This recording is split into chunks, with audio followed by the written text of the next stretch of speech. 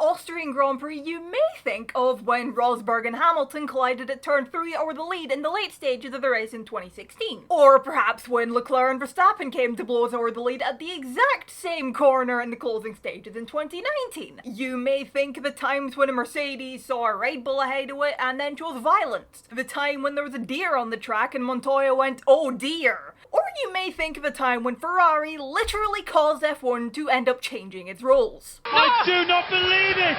What is going on? So this story kinda starts at the 2001 Austrian Grand Prix, which was the 6th round of the season. Michael Schumacher had an 8-point lead over David Coulthard coming into the race, but in the late stages of this race it looked like the Scotsman was set to close the gap as he was leading the race with Schumacher in P3. Schumacher's teammate Rubens Barrichello in between them, and a reminder, at this point in time, points were given out to the top 6 on a 10-6-4-3-2-1 allocation. Now Barrichello was the number 2 Ferrari driver, so given Michael the de facto and clear number 1 was ahead of him, the Brazilian was asked to move over the radio to let Michael by, for the sake of the championship. Making the loss to Coulthard only 4 points opposed to the 6 points it would be if the race finished like that. At first, Barrichello didn't budge. He didn't let his German teammate pass. But then, on the last lap, at the final corner, he finally listened, he went wide to yield second place to Michael. Barrichello was, understandably, no all too happy. The Brazilian simply said on the Monitor after the race that the team had asked him to do that, while the team's technical director Ross Brawn said that they had the championship to think about, which they did, to be fair, and they hoped that Rubens would be able to challenge DC ahead of him, but wasn't able to. Now, in F1 TV's documentary Michael Schumacher, The Making of a Legend, Barrichello said on this that he'd asked the team if it was for first place, would none have happened? And he said that the team said no.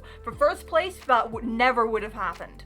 And that is a statement that would go on to age about as well as that one McLaren video I did last year. A year went by, Michael Schumacher won his 4th championship, and in May 2002, F1 returned to the A1 ring, as it was called at the time, for the 2002 Austrian Grand Prix. Heading into this race, Schumacher had a healthy lead in the championship. He was 21 points ahead of Juan Pablo Montoya in second, and he had qualified ahead of the Colombian in Austria. P3 to Montoya's at P4, but Michael was behind Rubens Barrichello, who'd gone on to take pole position, with the other Schumacher on the grid in between them in P2. Once the lights went out and the race got underway, Michael got up to second to hit Barrichello pretty quickly, and as laps ticked down and the race unfolded, the two Ferraris pulled away for the rest of the pack. They were the dominant team this year, so it's not really all unsurprising that they pulled away for the rest of the pack. Barrichello was the leading Ferrari though, for basically the whole race. He did a really good dominant weekend, until the end of the race, that is, when Barrichello was asked by team boss Jean Todt to let Michael pass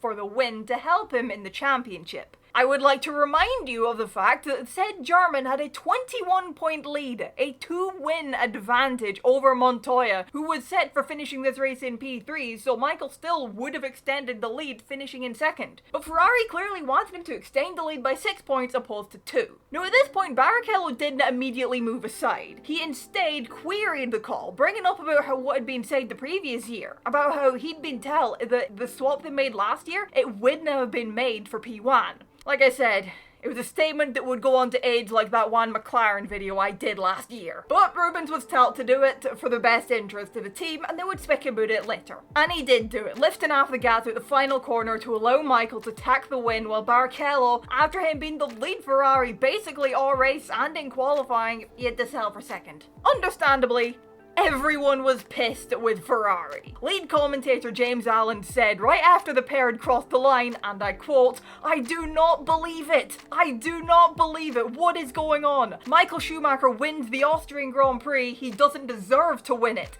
That is outrageous." It was outrageous, and understandably, as I said, everyone was pissed at Ferrari, a fact that was further stated for the boos they had to endure from the crowds. But that incident in itself isn't what got the FIA going, but rather it's what happened next that riled them up. The top 3, which had been completed by Montoya, he did indeed go on to finish P3, made their way up onto the podium, Montoya taking his place in P3 and Rubens taking his place on the second step, until Michael stepped up onto the second step and encouraged Rubens to go up onto the top step, clearly knowing that, the Brazilian should have won the race. After the German national anthem played, Barrichello pulled Schumacher up onto the top step with him for the Italian anthem, before going down onto the second step, where he'd crossed the line and both should have been standing all the time. Until that is, the winning trophy trophy got handed to Schumacher, who then handed it to his teammate and they swapped places again, Michael accepting the P2 trophy next. Ferrari ended up getting summoned to a meeting with the World Motorsport Council in late June to explain themselves about the reasoning for the team orders and also what happened on the podium. The FIA ended up finding Ferrari to have broken the regulations when Schumacher didn't attack the top step of the podium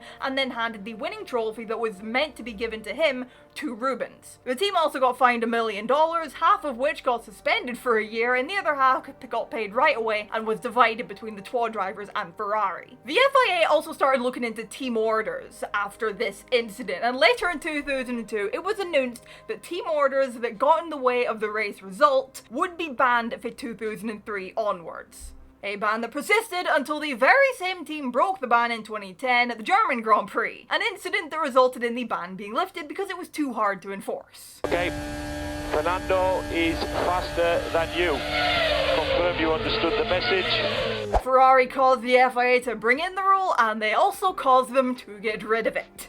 Anyway, short and sweet video, but I'll leave this one here. Let me know your thoughts down in the comments below. Drop a like if you enjoyed the video, subscribe if you're new around here for more Formula 1 content for me. Thank you all so much for watching, and I'll see you in the next one. Bye bye.